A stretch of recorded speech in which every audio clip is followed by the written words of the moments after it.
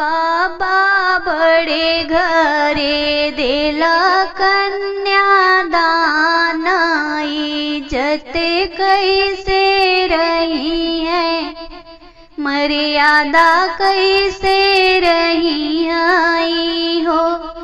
पापा बड़े घरे देला कन्यादान, इज्जत कैसे रही है, मर्यादा कैसे रही आई हो।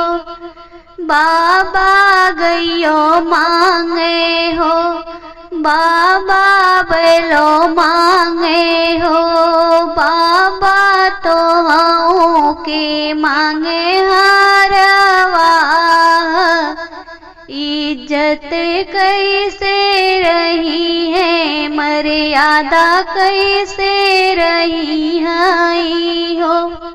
पापा तो हाँ के मांगे हारवा, इज्जत कैसे रही है, मर्यादा कैसे रही आई हो।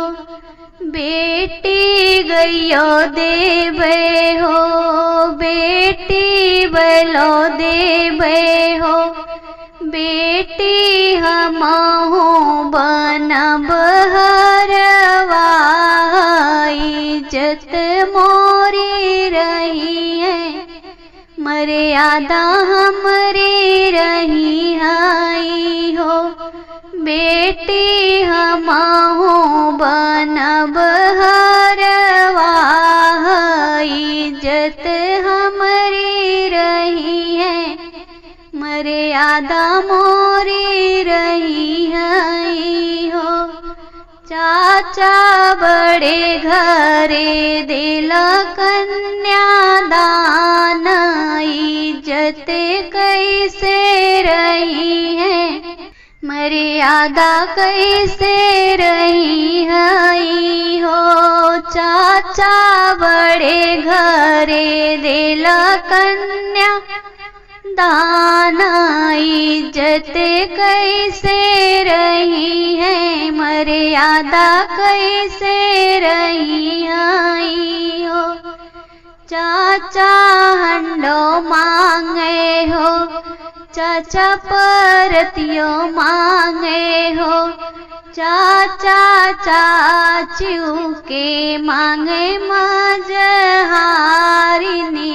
इज्जत कैसे रही है, मर्यादा कैसे रही आई हो। चाचा चाचू के मांगे मजहारिनी, इज्जत कैसे रही है, मर्यादा कैसे रही आई हो। बेटी हंडो देबे हो, बेटी परतियो देबे हो, बेटी चाचू बनी है मजहारिनी, इज्जत मोरी रही है, मर्यादा हमारी रही आई हो। बेटी चाचू के देबे मजहारिनी, इज्जत हमारी रही है, मर्यादा हमारी रही आई हो। भैया बड़े घरे देला कन्यादान, इज्जत कैसे रही है, मर्यादा कैसे रही आई हो।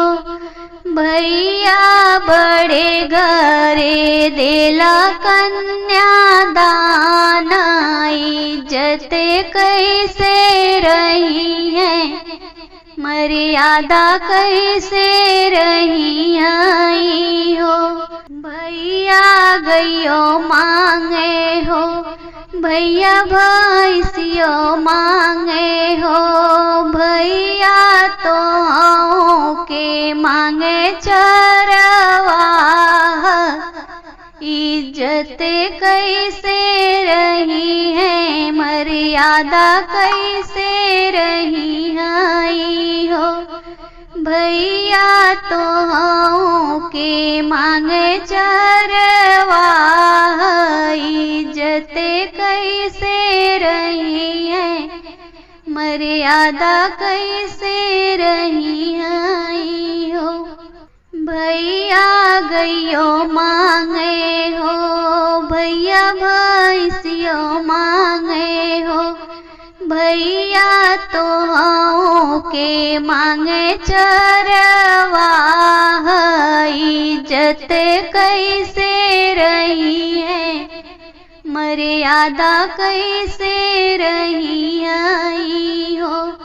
भैया तो हाँ के मांगे चरवा, इज्जत कैसे रही है, मर्यादा कैसे रही आई हो।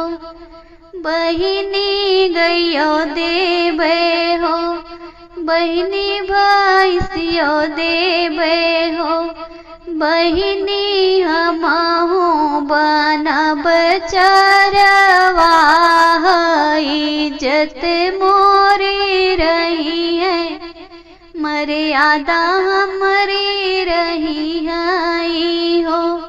बहिनी हमहु बनब चरवा, इज्जत हमारी रही है, मर्यादा हमारी रही आई हो।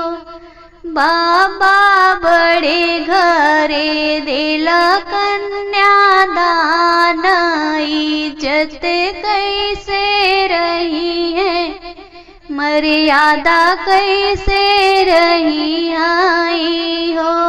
बाबा बड़े घरे दिला कन्या दान, इज्जत कैसे रही है, मर्यादा कैसे रही आई हो। दर्द भरा बेटी विवाह गीत आप सभी को कैसा लगा कमेंट बॉक्स में जरूर बताइएगा, और चैनल पर नए हैं तो लाइक सब्सक्राइब करना ना भूलिएगा।